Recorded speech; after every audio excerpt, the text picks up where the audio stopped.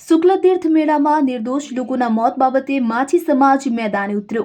રેતી માફિયા પર કડકથી કડક કાર્યવાહી કરવા માંગ કરી।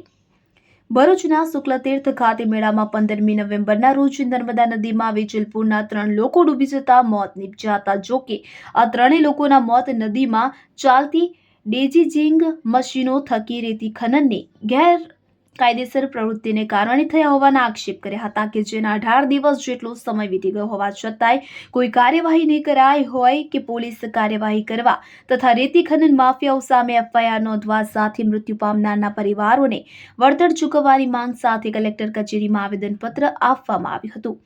ભરૂચના શુક્લતીર્થ ખાતે 15મી નવેમ્બરના રોજ મેળો ચાલી રહ્યો હતો। આ મેળામાં વેજલપુર વિસ્તારના 2 પરિવારના લોકો શુક્લતીર્થ મુકામે શ્રાદ્ધ વિધિ માટે ગયા હતા કે જેમાં એક બાળક નદીમાં ડૂબવા લાગતા તેને બચાવવા જતા પિતા પુત્રના પણ ઊંડા ખાડામાં ડૂબી જતા મોત નીપજ્યા। જ્યારે એક દિવસ પહેલા પણ ચકદોડમાં કામગીરી કરતો સુરતનો વ્યક્તિ પાણીમાં ડૂબવાથી મોતને ભેટ્યો। જો કે આ ઘટનાએ બન્યાને 18 દિવસનો સમય વીત્યો છતાંય ગેરકાયદેસર રેતી ખનન માફિયાઓ સામે કોઈ પણ પ્રકારની પોલીસ કાર્યવાહી નહીં કરાઈ હોય અને સમાજમાં ભારે આક્રોશ જોવા મળી રહ્યો છે, જેના વિરોધમાં ગુરુવારના રોજ વેજલપુર બંબાખાનાથી બાઇક પર જન આક્રોશ રેલી યોજી આરડીસી એનએમ ધાંધલને આવેદનપત્ર આપી રજૂઆત કરાઈ હતી। શુક્લતીર્થ ખાતે ચાલતા મેળામાં નર્મદા નદીમાં નહાવા જનાર યાત્રાળુઓ ઊંડા પાણીમાં ગરકાવ થઈ ન જાય તે માટે મોટા બોર્ડ લગાવવામાં આવ્યા હતા, પરંતુ આ વખતના મેળામાં પ્રશાસન કે પંચાયત થકી આવા કોઈ મોટા બોર્ડ લગાવવામાં આવ્યા નહોતા।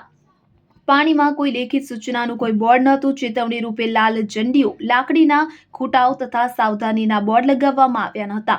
તેમજ એમ્બ્યુલન્સની પણ વ્યવસ્થા ન હોય તેમજ શુક્લતીર્થ પંચાયત કે પ્રશાસન દ્વારા કોઈ પોલીસ કે કર્મચારીઓ મેળામાં ફરવા આવનાર કે નદીમાં સ્નાન કરવા યાત્રાળુઓ માટે ચેતવણી રૂપ કોઈ સૂચના કે નર્મદા નદીમાં ચેતવણી રૂપ કોઈ સાઇન બોર્ડ લગાવવામાં આવેલ ન હોવાને કારણે આ ગોઝારી દુર્ઘટના બનવા પામેલી છે અને તેના કારણે ખોરવા સમાજના પરિવારના 3 લોકો પોતાનો જીવ ગુમાવનાર વારો આવે છે, જેથી નિયમો મુજબ આ મામલે ફરિયાદ નોંધીને ગુનેગારો સામે કાયદાકીય કાર્યવાહી કરવાની સાથે મૃતક પરિવારોને વળતર ચૂકવવાની માંગ કરી હતી।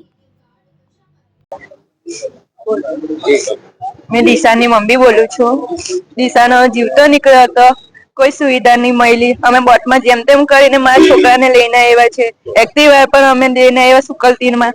દવાખાનામાં પણ એક ઓક્સિજન નહીં મળ્યું, કોઈ એમ્બ્યુલન્સ નહીં મળી। અમે એક્ટિવા પર સિવિલ પર લઈને આવ્યા છે।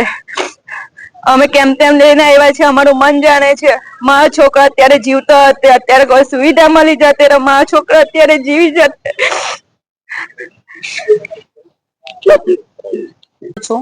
સુવિધા મળતે તો અમારો હાલત આવી થતે નહીં। જ્યારે કાયરો એવો તરત જ અમે લઈને બોટમાં ગયા છે।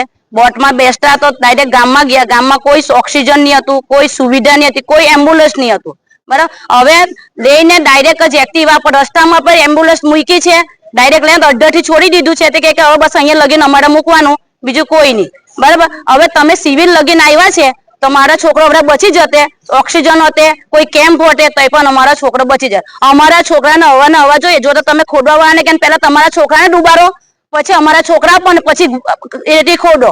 અમારા છોકરા હવાને હવા અમારે ટોન જોઈએ। છોકરાની મા બાપ વગર થઈ ગયા, 2 બહેનો એકલીઓ જ છે, એમનું તો પરિવાર વિખરાઈ ગયું ને। તમારા પરિવાર વિખરાવો પછી અમને કહેવો, બરાબર। હવે અમારા છોકરા હવાને હવા જોઈએ, ન્યાય મળવું જોઈએ, બીજું કશું જોઈએ નહીં અમને। શુક્લતીર્થમાં તારીખ 15 રોજ જે અમારા સમાજના 3 વ્યક્તિઓના ડૂબી જવાના કારણે મૃત્યુ થયા હતા, તે ઇલીગલ માઇનિંગ કરનાર જે વ્યક્તિ છે એને પોલીસ તંત્ર અને વહીવટી તંત્ર દ્વારા પકડીને બહાર લાવવામાં આવે અને જે મૃત્યુ પામનાર 3 ઈસમ છે તેને દરેકને 50-50 લાખ રૂપિયાનું વળતર આપવામાં આવે, તેની રજૂઆત કરવા માટે આજરોજ કલેક્ટર સાહેબના સમક્ષ સમાજના વ્યક્તિઓ જોડે અમે આવેલા હતા। આરએસી સાહેબ જોડે અમારી વિગતવાર રજૂઆત થઈ અને આરએસી સાહેબને અમે ખાણ ખનીજ અધિકારી અને પોલીસ તંત્ર પણ અમારી જે આ બનાવના વિક્ટીમ છે એમના પરિવાર છે, પરિવાર સાથે અન્યાય થયેલો છે તે અન્યાયની તમામ રજૂઆતો અમે કરેલી છે। આરએસી સાહેબે અમને આશ્વાસન આપેલું છે કે આ જે તમારી ફરિયાદ છે એને લઈને ન્યાયિક તપાસ કરી અને જે ગુનેગાર છે ગુનેગારને ટૂંક સમયમાં અમે બહાર લાવીશું। તો જેથી કરીને અમે રજૂઆત આરએસી સાહેબને કરી છે કે જો એ માણસને પકડશો તો અમે એની પર ક્લેમ કરી શકીશું અને ફરિયાદ કરી શકીશું।